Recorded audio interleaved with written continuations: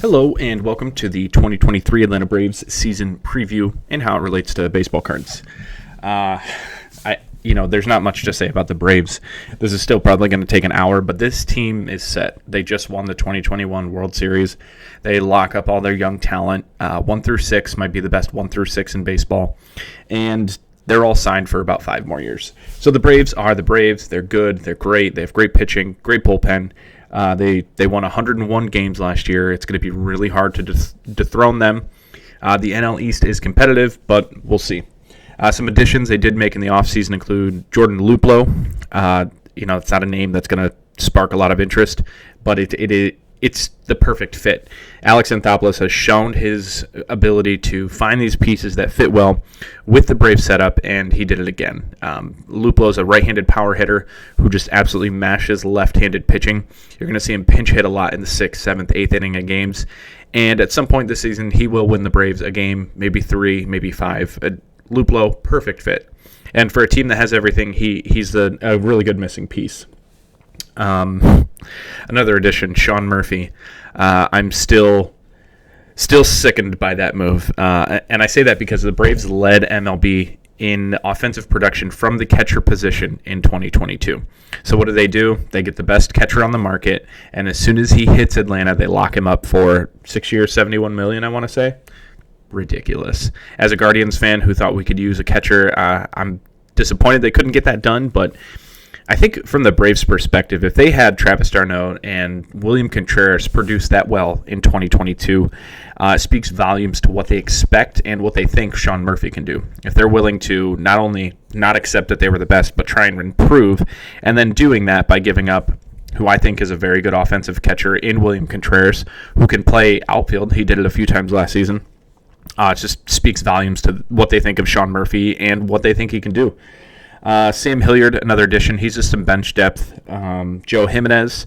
They traded a couple prospects, not big names, to Detroit to bring Jimenez in, and he was very good last year. He's got a really live fastball.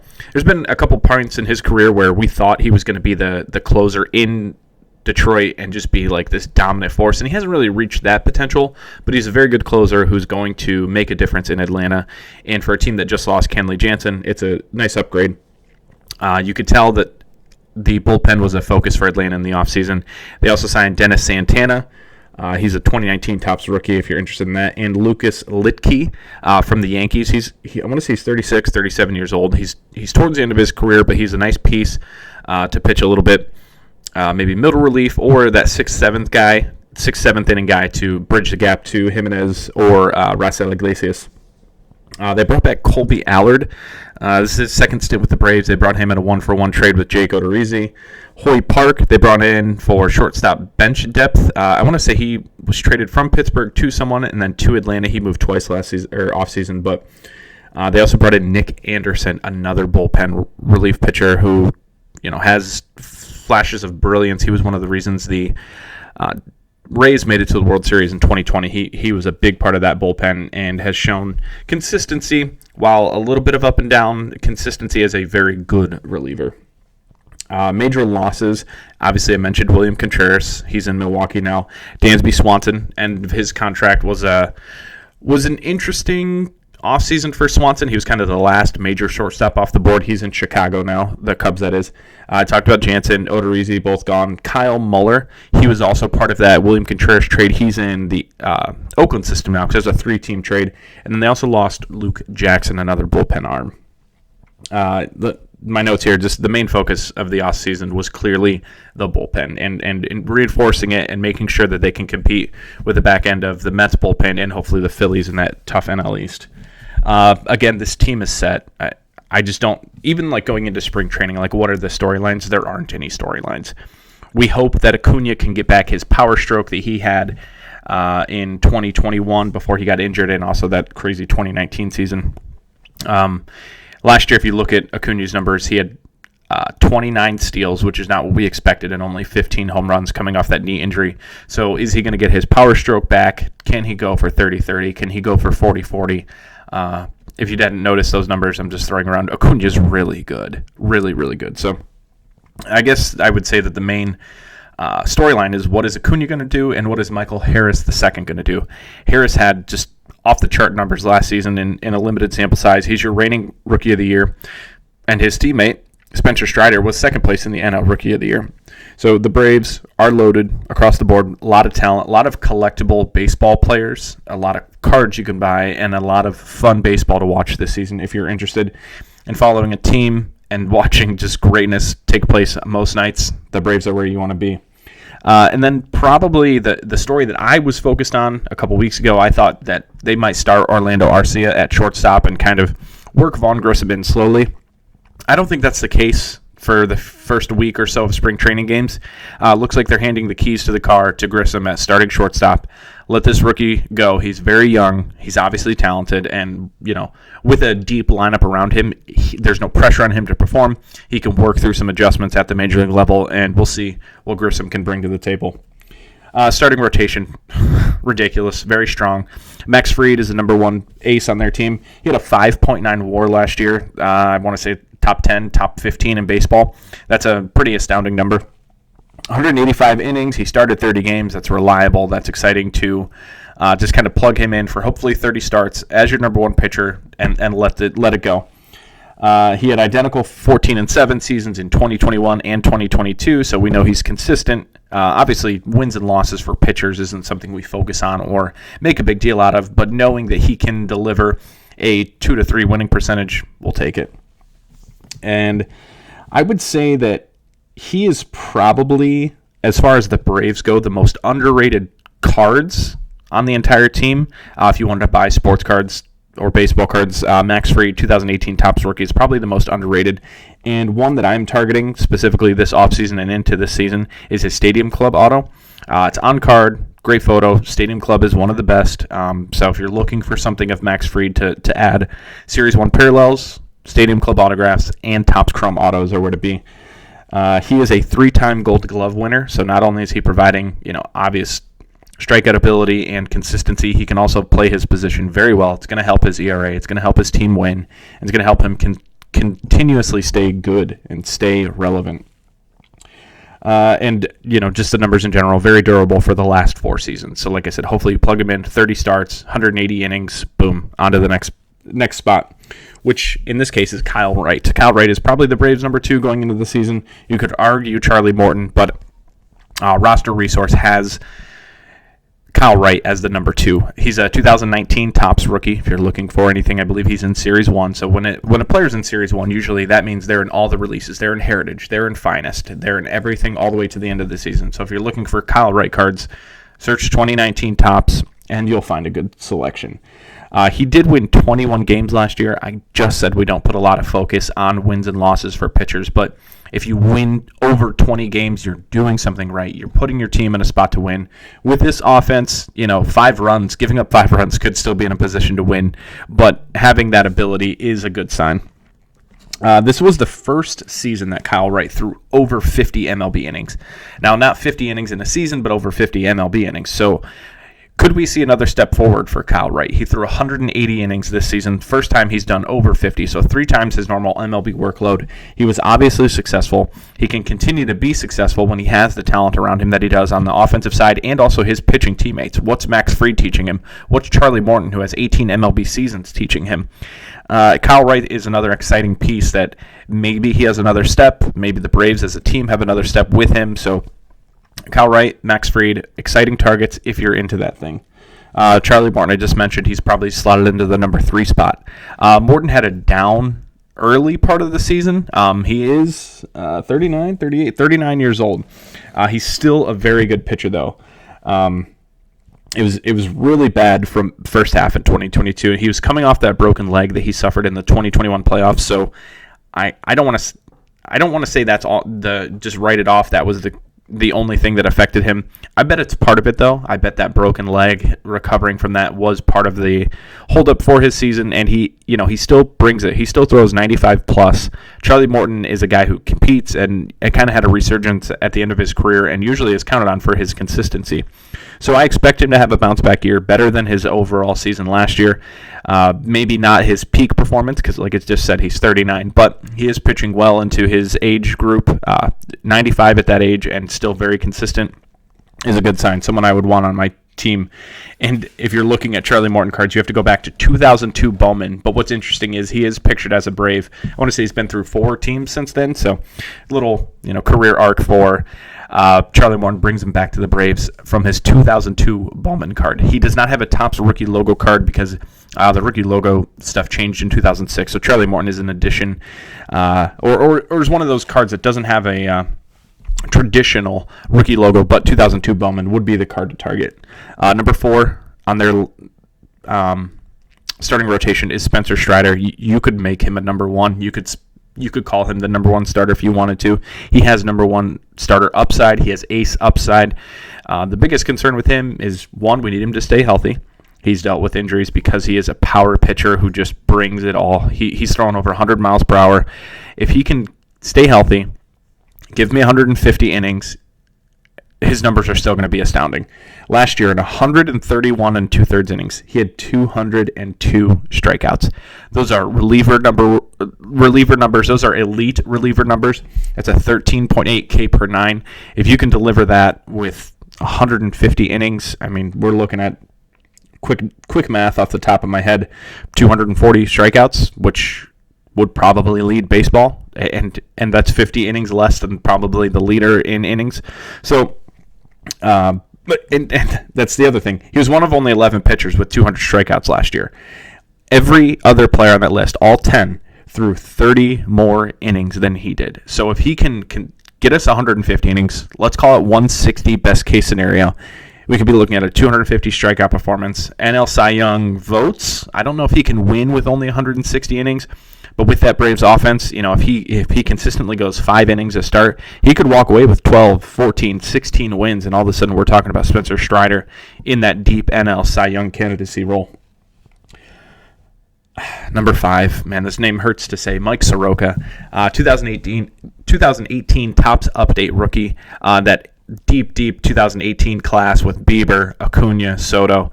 He's at the top of that list, and probably, what we would be talking about today if he hadn't torn his Achilles twice or ruptured his Achilles twice is a league leader and someone who would be competing with Max Fried for that ace consideration and number 1 rotation spot.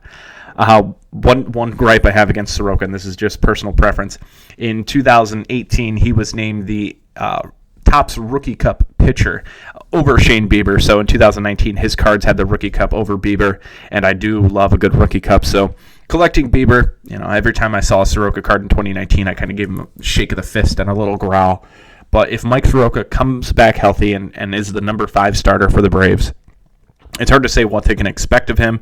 100 innings, 120, 150 I really think is out of the question. But with a team like the Braves, if they do get 100 innings out of him, they will make up for the rest of it with other pitchers, with deep relievers, with long relief. So I'm not overly concerned about the team in general. I'm just hoping for a healthy Mike Soroka. He's good. He's exciting. Soroka is already dealing with a little bit of a hamstring injury. And I shouldn't say injury. He's coming back from a hamstring issue. And they're gonna bring him in slow either way. So don't be surprised if his first starts in this 2023 season are 3 innings, 4 innings, 5 innings to kind of work him in. And they have Ian Anderson right behind him. So Ian Anderson, 2021 rookie, he would be their 6th starter if the season started today. And that would be if Soroka makes that 5th spot. As long as he stays healthy, I think they're going to pick Soroka over Anderson. But if not, Ian Anderson will get some starts this year. He had a very down year in 2022. I had a stack of 2021 Bowman Chrome Ian Anderson rookies, darn near a rainbow. So I know for a fact he had a down season.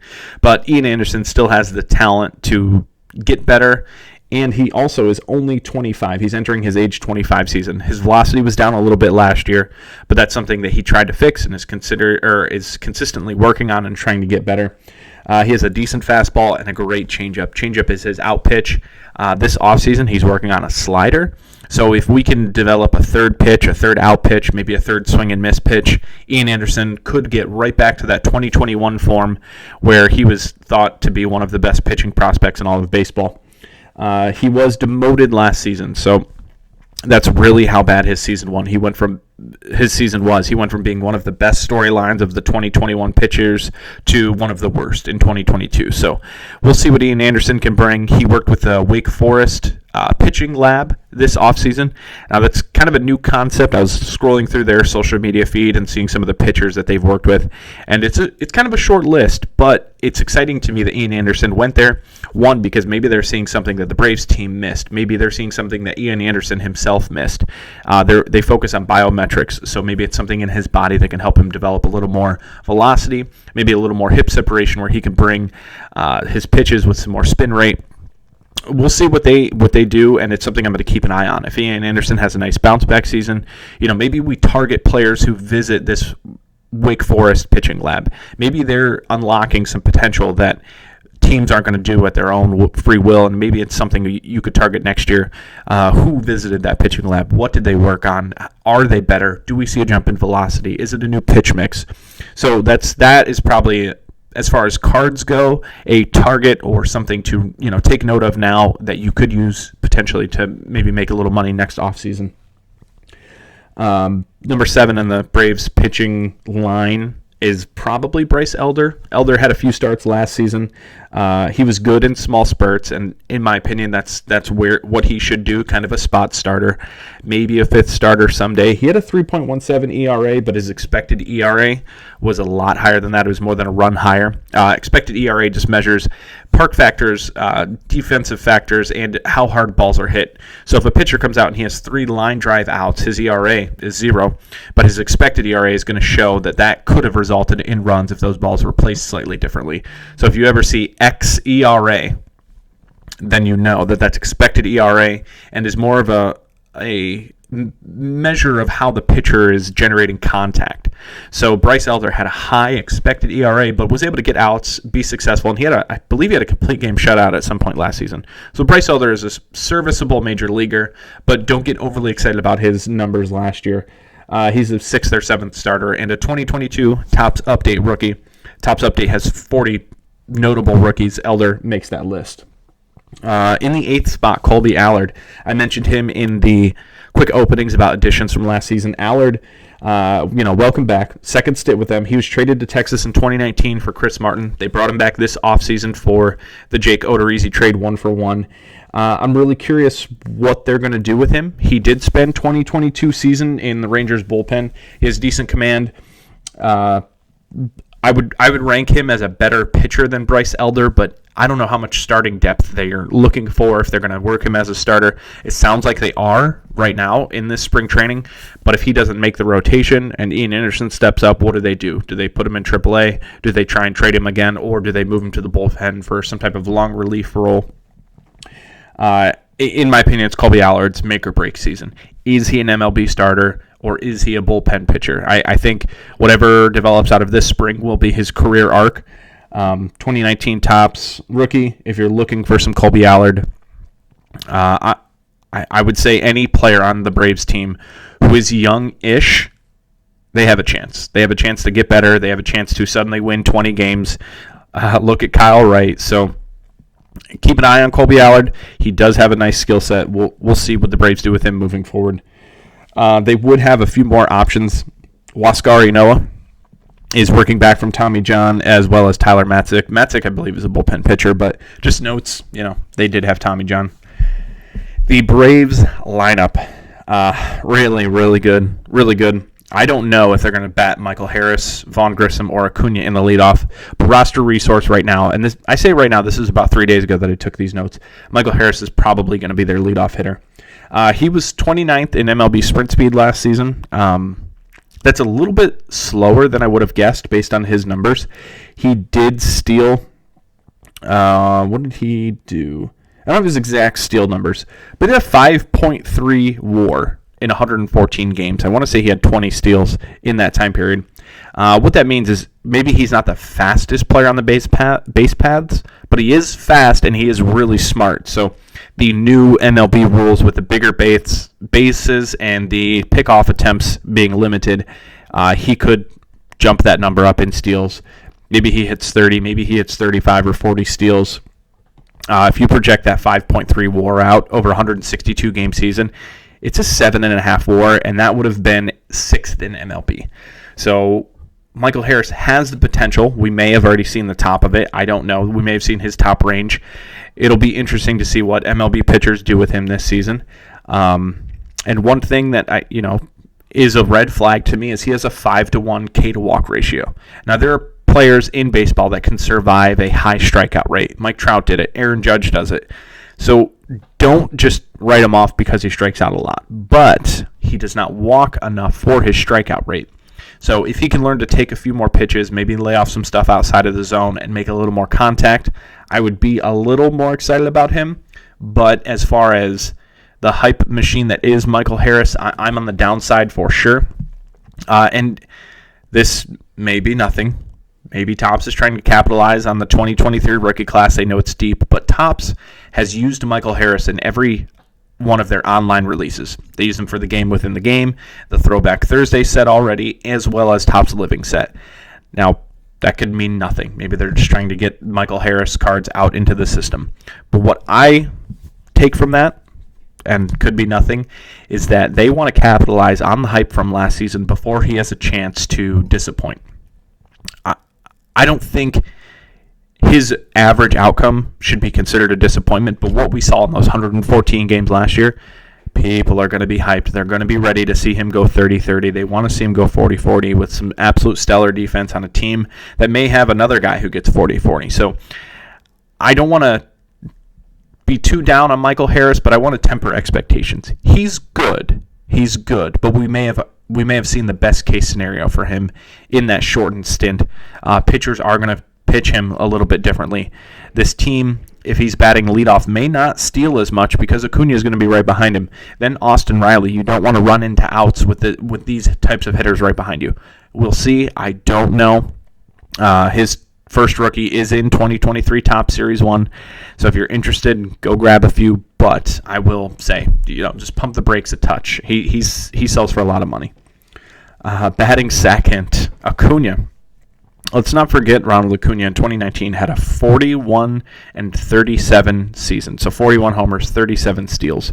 He was incredible enough. 2019 had the juiced ball. I say juiced ball because we know that the ball was more prone to home runs. It was slightly tighter, so it had a little more bounce off the bat, and projections produced more home runs than we were used to. And nothing changed as far as swing paths or swing changes for these batters. They were still hitting the same way they were there a year ago. We just saw the ball fly out of the park at an alarming rate. So Acuna did hit 40 home runs. I don't know if he can do it again. Sure, maybe he can. I would love to see it. I'm rooting for him. I'm an Acuna fan. But last season, he did only have 15 home runs. Coming off of that knee injury, a lot of ground balls. We'll see if he can get to 30. I think a 30 home run season is a really good outcome. But we know that he does have 40-40 talent and is a peak, 100th percentile outcome. His 2022 steals were high. He had 29. But he did have 11 caught stealing. That led Major League Baseball in caught stealing. So maybe Snitker sits him down and says, hey, we love that you can steal, but maybe do it a little less. So Acuna, 40-40 talent is there. Let's see what he does. Also noting, this is only his age 25 season. The guy's been around since 2018, produced at a high level when he's on the field for 5 seasons now. So I would love to see him run and bring the power back a little bit. But again, we'll see. He did spend 27 games at DH last year. That's just working in some rest time, some off-the-field time, so he can actually make sure that knee is right. The running is a good sign that he felt comfortable and probably is back at 100% now. So this could be a really, really big year for Acuna if all the things are clicking and everything's right. So Acuna, he's great. The team is great. He's a great number 2 hitter. Austin Riley should bat third. He is 2019 Topps update is one of his limited rookies. He's in Heritage High number, and I want to say 2015 Bowman. And Austin Riley is one of the main reasons I have a sealed Topps update case. You can't see it, but it's sitting within 15 feet of me. A sealed 2019 Topps update case is one of Austin Riley's only rookies. He has a rookie debut in there as well, but Riley's a stud. He also is only entering his age 26 season. Of all the contracts that the Braves handed out, he got the longest. He got the most expensive. They believe in Austin Riley. I believe in Austin Riley. And he had 38 home runs last season. 38 home runs on top of a 93 runs and RBIs. So that means he has 180-plus runs and RBIs. And that number, I mean, that should go up if he stays healthy all season, and Michael Harris is here for all season, Acuna's here all season, and then you got Matt Olson right behind him. I mean, a 200-run season, or 200-run plus RBI season, not out of the question. You could see him get 115, 120 RBIs if it's a best-case scenario season. He had a 6.5 WAR in 2022, a 349 on-base percentage, and like I said, he's only 26. Does he have another step forward? Does he have 2 more steps forward? We don't know what the peak Austin Riley season looks like. He may have hit it. Maybe last year was his top outcome, but maybe there's more. Austin Riley, huge fan. He's a career 272 hitter. So not only is he adding power, getting on base, but he can hit the ball for base hits, line drives, and find a way to get on for this lineup. You know, whether it's Matt Olson or Sean Murphy, 2 spots behind him, that could really drive up his totals and his runs and make him just look like a superstar. And the other thing that went up last season is his hard hit rate. So not only is he hitting the ball more often, he is hitting it harder. So 38 home runs. Can he hit 40? Can he hit 45? I don't know, but it's a player that if you don't have rookies of, this could be the season where we're suddenly talking about Austin Riley as a MVP candidate. He has 2 top 7 finishes. Does he suddenly just, win one? Does he walk away with one even where he's in front of Arenado, Goldschmidt, and anyone else in the NL, Mookie, who could compete? Home runs, chicks dig the long ball. Guess what? Guys dig the long ball. I dig the long ball. Austin Riley's my guy. Matt Olson, 2017 Topps rookie. So Matt Olson is still, I want to say ahead his age 29 season, still under 30. Another one of that Braves core that's locked up. So 2017 rookie, and this is his age 29 season. So he's been in the league 6 years now. He's continued to get better both in and out of Oakland. He had I would say his breakout season in 2021, and the main reason for that was he cut his strikeout rate down. In 2020, his strikeout rate was 31%. And then in 2021, it was an astounding 16. Cutting your strikeout rate in half at the major league level is almost unheard of. In 2022, it did raise back up to 24%. So he kind of split the difference, 32, 16, and then he was right there at 24. That's probably the most likely outcome, is right around that 24, 25% strikeout rate. But if he brings it back down to 16 or even 20%, we could see another great year from Matt Olson where he's in the MVP conversation. We have 4 legitimate MVP contenders in the Braves' first 4 hitters.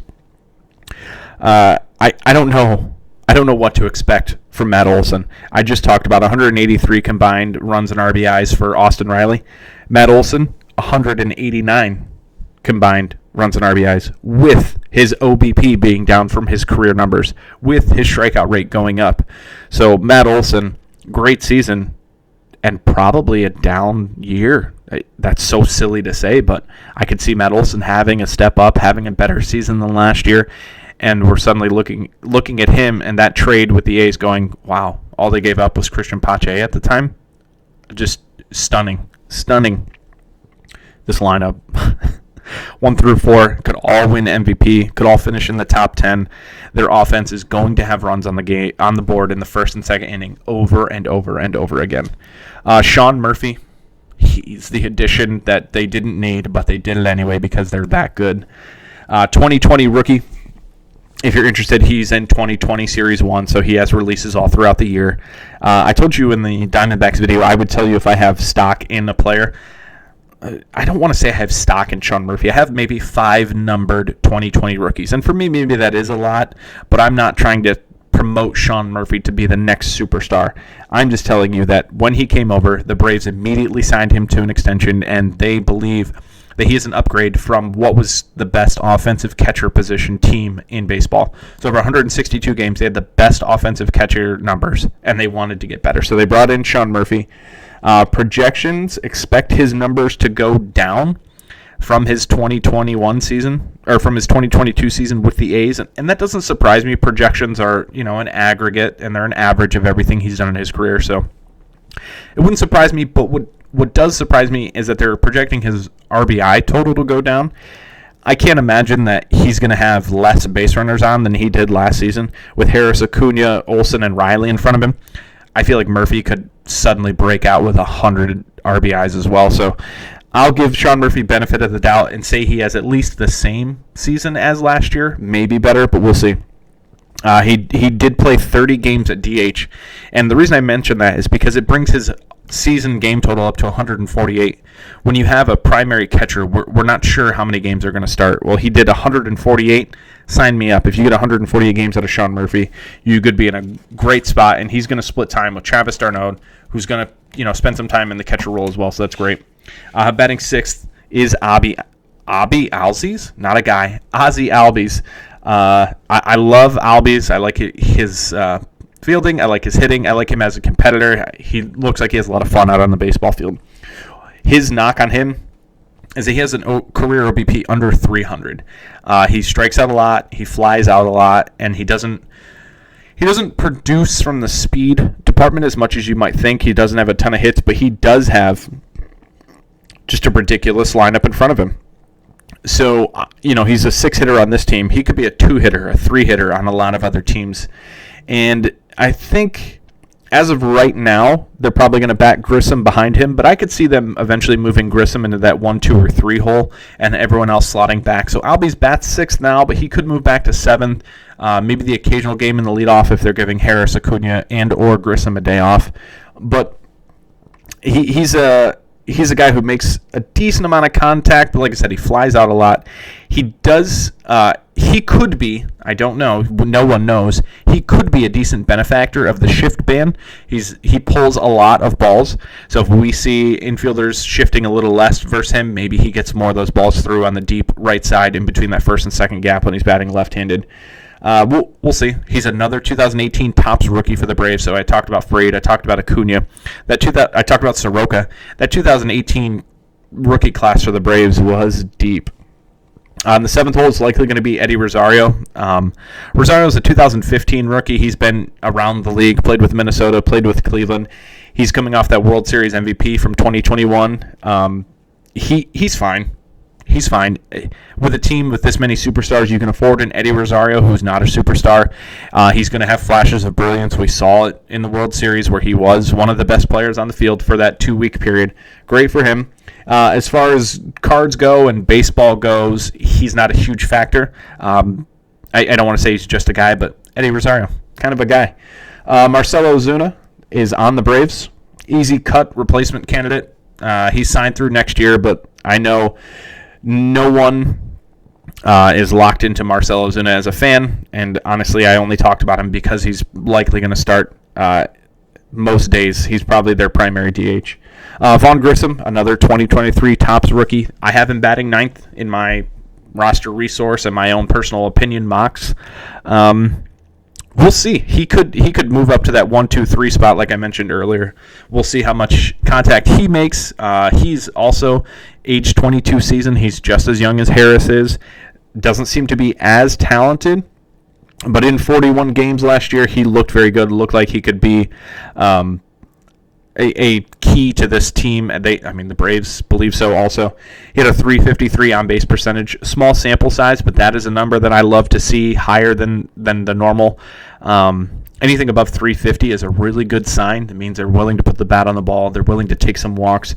So Vaughn Grissom, 792 OPS with that 353 OBP is a great sign. Likely 2020 candidate. Could he get to 25 home runs, 25 steals, 25-25? So if we, just for funsies, if we talk about Acuna, Harris, and Grissom all going 25-25, regardless if any of them reach higher numbers, 30-30, 40-40, but if all three go 25-25, this Braves team will be just an absolute hellion to deal with every day, day in, day out. They're going to make pitching staffs angry.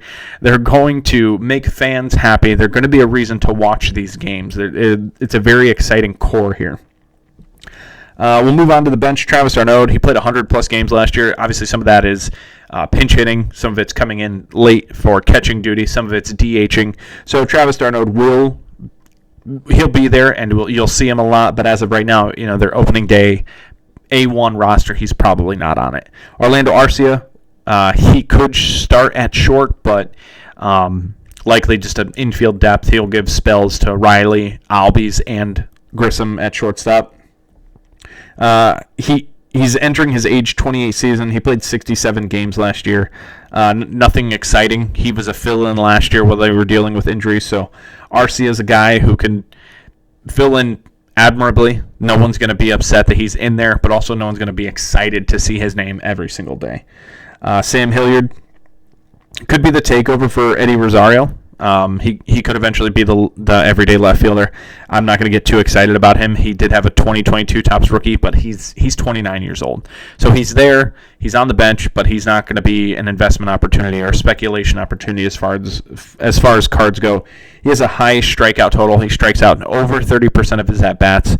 That's unsustainable to be an everyday starter, but if he brings that strikeout rate down and Eddie Rosario struggles, maybe we see more Hilliard than we expected. Luplo, talked about him, specialty as a left-handed versus left-handed pitchers. He led baseball in 2019 with home runs versus left-handed pitchers. So he has a great pull side from the right side. He can hit the ball hard. He can come in, pinch hit, 7th, 8th innings, really, really strong.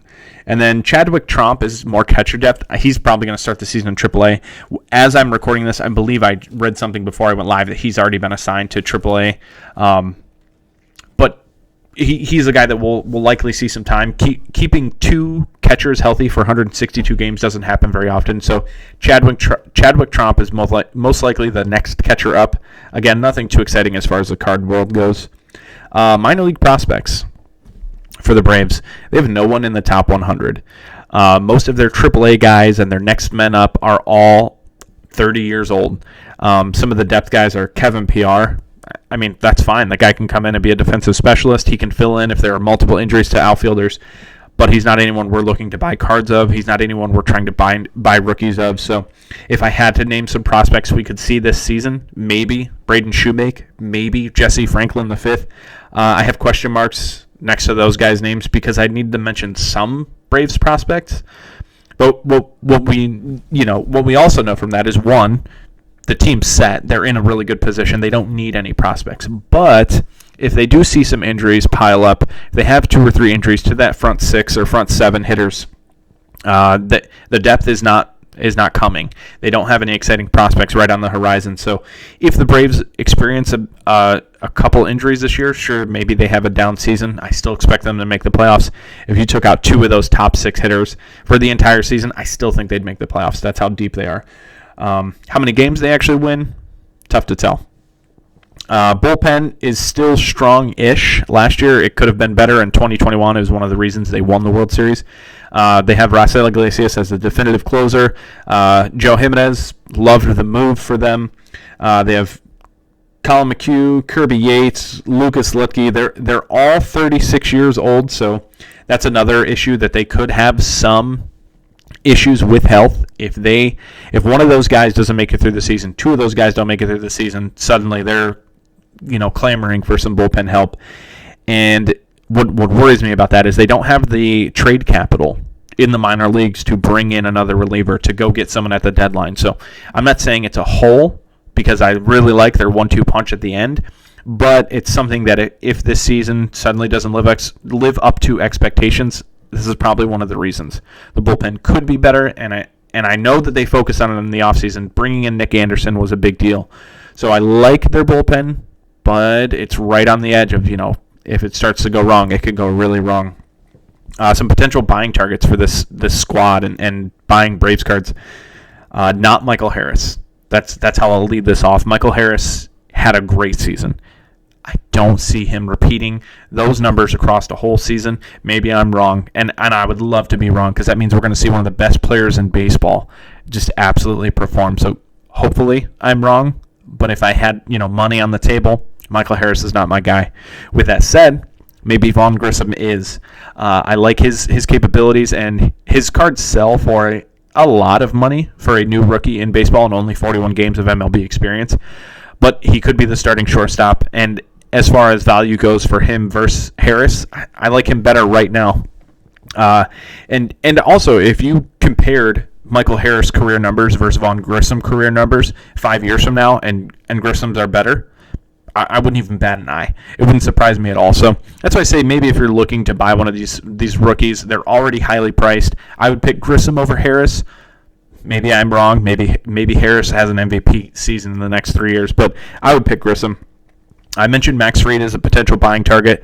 That's a no-brainer. He's an NL Cy Young candidate. He doesn't sell well, as well as he should, I should say. He sells well enough, but not as well as he should for how good he is and how durable he's been.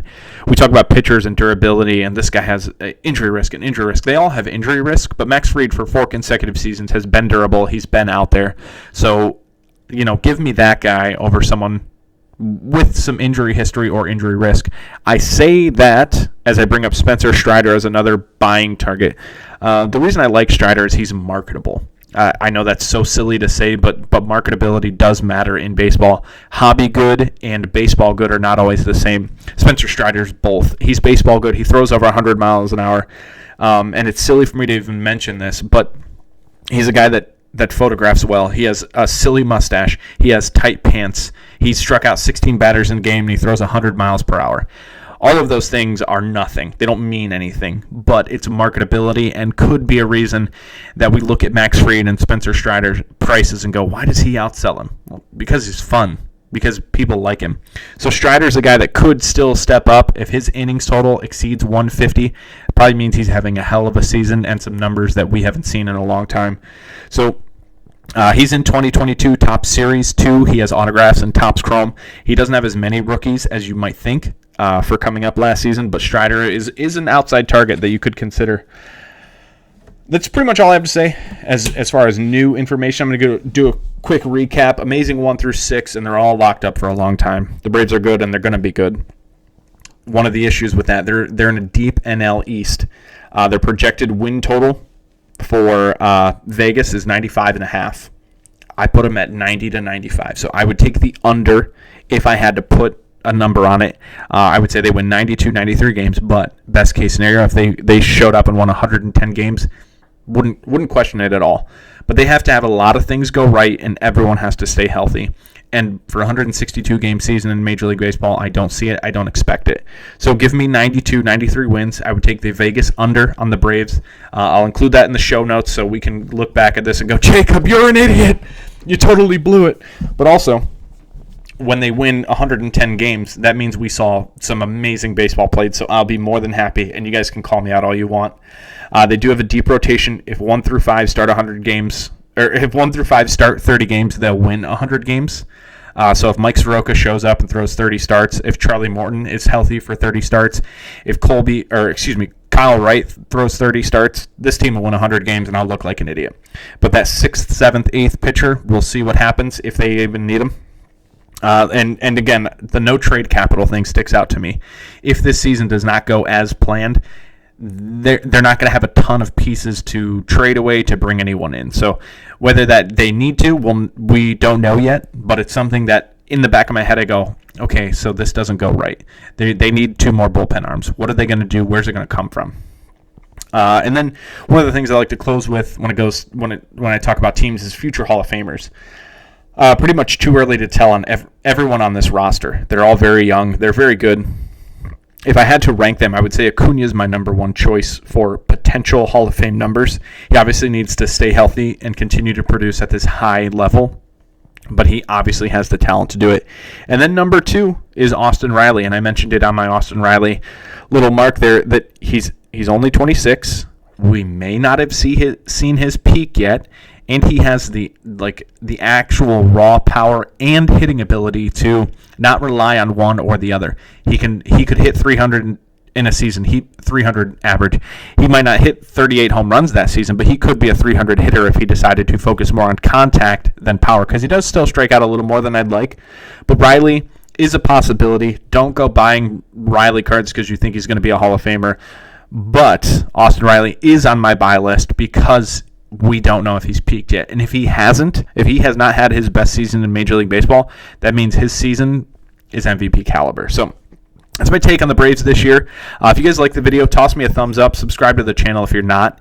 I want to say that in comparison, this is the second video I've done. I did the Diamondbacks already. I felt a lot more comfortable talking about this team because the Braves are well known. So if you guys have any pointers, suggestions, ideas, thoughts, anything you want to talk about on the Braves, drop a comment, drop a like. Let's talk about it.